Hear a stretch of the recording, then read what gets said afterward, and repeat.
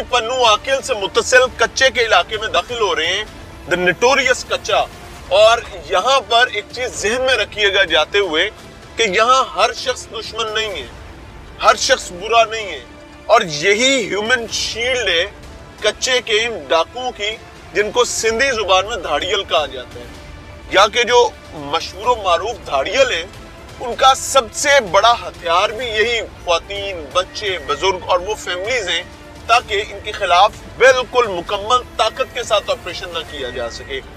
ये उनको as human shield अपने सामने रखते हैं और उनके अकब में बैठकर पाकिस्तान के मुख्तलिफ इलाकों से, बिलखसूस पंजाब और सिंध के मुख्तलिफ इलाकों से लोगों को अगवा करते हैं, और अगवा करने के बाद बड़े बड़े तावान, करोड़ों रुपए के तावान, 4-4, 6-6, 10-10 करोड़ का तावान जो है उसकी डिमांड करते हैं। फाइनली जी we are about to enter कच्चा का नोटोरियस इलाका जो है, और ये बेस कैंप है जी, 1 नंबर लिखा हुआ है। यहाँ से आगे जैसे जैसे मूव ऑन करते जाएंगे तो हम कच्चे की डेप्थ में जाते जाएंगे।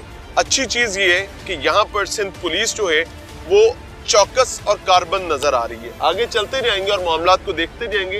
ये सामने बख्तरबंद गाड़ी भी खड़ी हुई है, और ऑब्वियसली कच्चे की डेप्थ में जैसे जैसे जाते जाना है तो ये बहुत इंपॉर्टेंट चीजें हैं। एक चीज याद रखिएगा कि कच्चे के जो डाकू हैं, बदनामे जमाना डाकू, जो पूरी मुल्क से लोगों को अगवा कर कर लाते हैं और अगवा बराए तावान का धंधा चलाते हैं, मैंने पहले भी बताया कि उनकी असल शील्ड ह्यूमन शील्ड है।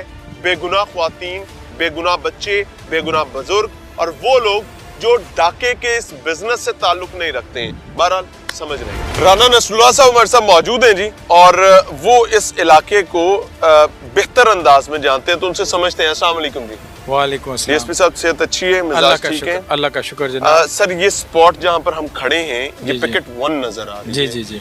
इसका थोड़ा सा मुझे मोहल्ले वकू और सराउंडिंग बता दीजिए। जी जी जी। ये हमारा डिस्ट्रिक्ट सखर की सब डिवीज़न सद्दूजा कहलाती है।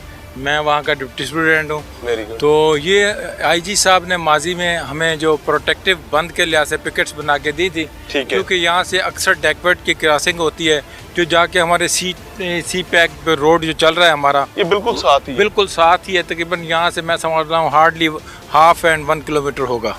तो वहाँ अटैक करते हैं, उसको भी कवर करता है। और उसके अलावा जो भी कच्चे के एरिया से कोई और क्रिमिनल्स वगैरह किसी सिलसिले में चोरा चकारी के लिहाज से हाईवे पे या सिटीज़ में, पन्नू आकिल सिटी में क्राइम कमिट करने के लिए निकलते हैं, तो उनको कवर करता है। अच्छा, सी पैक चूँकि आपके बिल्कुल साथ गुजरा है, ये बड़ी आपने इंपॉर्टेंट बात बता दी है। सी पैक जो है इस पर भी डकैत्स की जानिब से कार्रवाइयाँ देखने में आई थी। अब कितने पिकेट्स हैं सी पैक के साथ साथ इस रीजन में जो कच्चे से मुत्तसिल हैं? एक्चुअली बात यह कि हमारी जो इस प्रोटेक्टिव बंद के लिहाज से हमारी पिकेट्स लगी हुई हैं, 15 से 18 पिकेट्स हमारी प्रोटेक्टिव बंद पे लगी हुई हैं, और कुछ जो हैं 24 घंटे की पिकेट्स हैं, और वहाँ हमारे तकरीबन 6 जवानात तैनात हैं। किसी दौर में ये इलाका भी कच्चे के डाकुओं के ज़ेर तसल्लुत रहा है और ये वापस लिया गया? जी जी बिल्कुल वापस लिया गया है, और अभी भी जो कच्चे के डाकू हैं, यहाँ से तकरीबन मेरा ख्याल है दरिया का फासला बन जाता है कोई 10-15 किलोमीटर के फासले पे। यहाँ पर रोजगार के वसाइल जो है वो सिर्फ ज़राअत है, और वो भी सोलर के जरिए? जी जी बिल्कुल, सोलर के जरिए भी है, बिजली भी है कहीं कहीं। ठीक हो गया शहजाद भाई, हमने मूव ऑन किया था। अभी हम कहाँ जा रहे हैं और किस तरफ मूव ऑन करेंगे?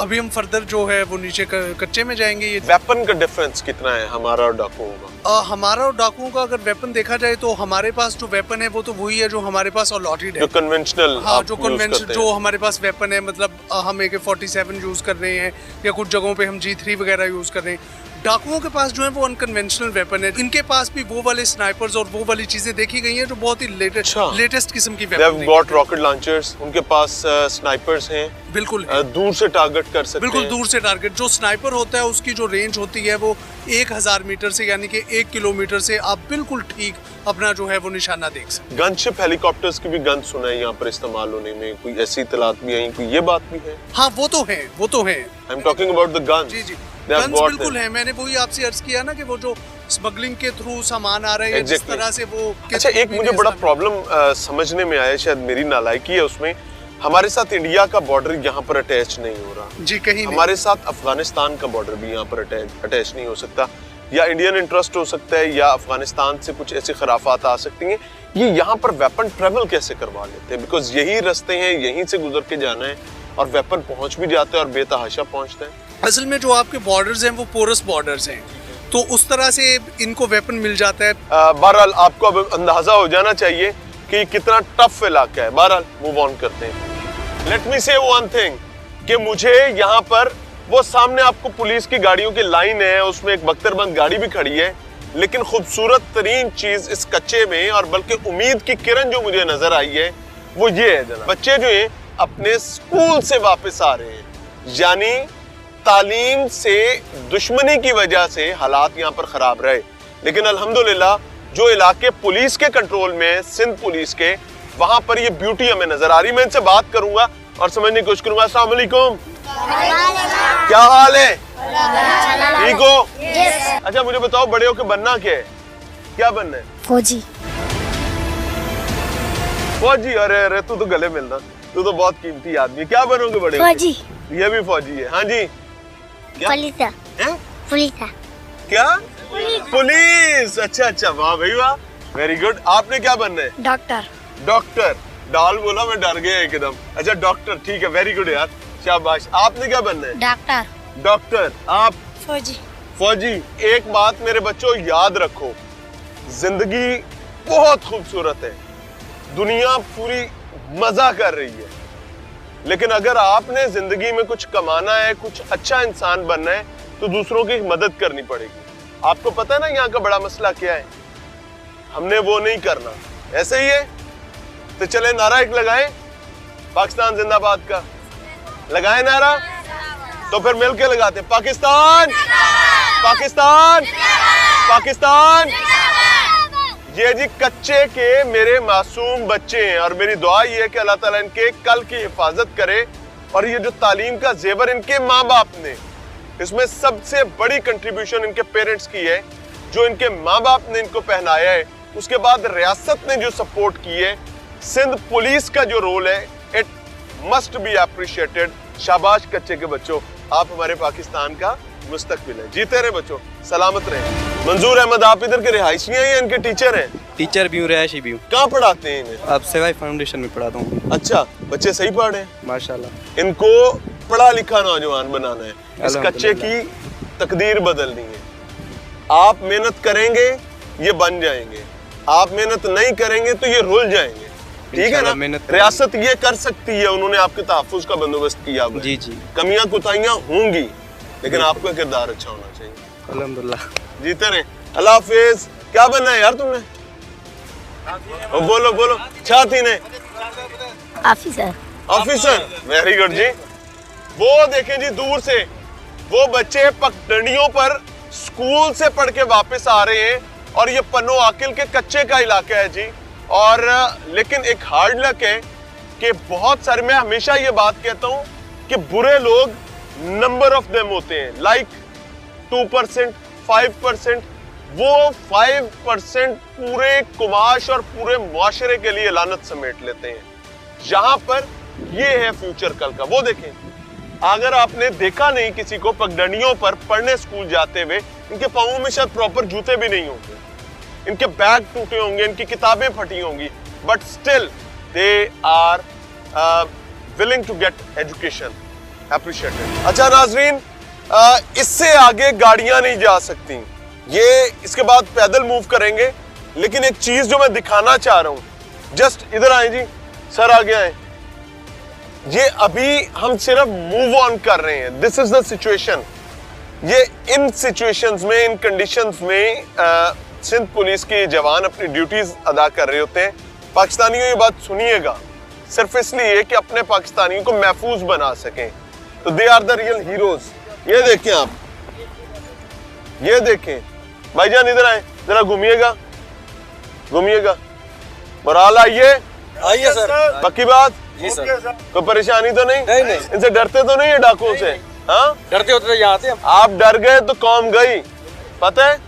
डरते तो नहीं हो? नहीं। करोगे मुकाबला? अल्लाह तुम्हारा हाफिज और नासिर हो। चलें जी आगे। चूंकि कच्चे में इस वक्त हम मौजूद हैं और गुदपुर का इलाका है, इससे बिल्कुल सामने दरियाए सिंध का पेट शुरू हो जाता है और ये तमाम इलाका भी एक्चुअली सैलाब के दिनों में पानी में होता है। यहाँ के लोगों की वाहिद मुआश जो है वो जिम्मेदारा है और यहाँ पर एक खूबसूरत चीज़ जो ज़राअत से वाबस्ता होने की वजह से मुझे नज़र आई है कि ये ज़रखेज़ तरीन ज़मीन है। हम लोग अमूमी तौर पर समझते हैं कि शायद कच्चा कोई वीरान बियाबान जहाँ पर खाने को कुछ नहीं मिलता, कमाने को कुछ नहीं मिलता, करने को कुछ नहीं मिलता, यहाँ पर आपको हरियाली नज़र आएगी। हाँ, जिन दिनों में सैलाब आता है बड़ा मसाइल होते हैं, बड़ी तकलीफ होती है, बड़ी अजियत होती है, लेकिन इम्पोर्टेंट चीज़ ये है कि बदकिस्मती की बात ये है कि चूँकि साल से कच्चे के इलाके में वही 2-4-5% लोग जिनकी मैं बात कर रहा था वो बदबख्ती के कैसे दलदल में घुस जाते हैं कि उनको छीन के खाने की आदत पड़ जाती है। तो जब छीन के खाने की आदत किसी को भी पड़ जाए तो वो लूटना अपना बुनियादी हक समझना शुरू करता है और उसके नतीजे में वो पूरे निज़ाम में बर्बादी जो है वो पैदा कर देता है। एक चीज़ ज़हन में रखिएगा कि अगर सिंध पुलिस अपने जवानों की कुर्बानियाँ देते हुए बल्कि हमारे जवानों की कुर्बानियाँ देते हुए ये जिम्मेदारी अदा ना कर रही हो तो यकीन माने कि सिंध और पंजाब के शहरियों का जीना महाल हो जाएगा। ये तकरीबन 100 किलोमीटर का इलाका बनता है जो कच्चा है, लेकिन प्रॉब्लमेटिक जो है वो ज़्यादा से ज़्यादा 10 से 12 किलोमीटर का इलाका है। अब आपको एक चीज़ दिखाऊंगा जी, हमारे साथ चूँकि यहाँ पर जिम्मेदारान भी हैं। सर अस्सलाम वालेकुम, एसएच साहब क्या हाल है? जी सर बिल्कुल परेशानी कोई परेशानी नहीं है सर, कोई खौफ नहीं है सर।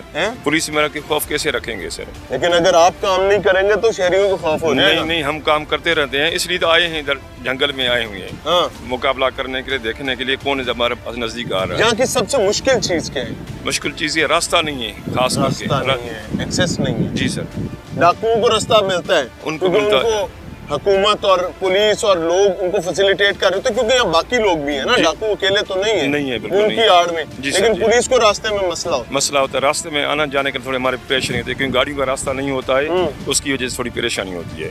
ठीक हो गया। तो ये यूनिफॉर्म क्यों नहीं पहना? इसलिए सिविल कपड़े पहने हुए हैं, डाकू के पीछे लगना पड़ता है या कोई महसूस नहीं करेगा ये को पुलिस वाले हैं, इसलिए उनके पीछे पकड़ लेते हैं डाकुओं को। ठीक हो गया।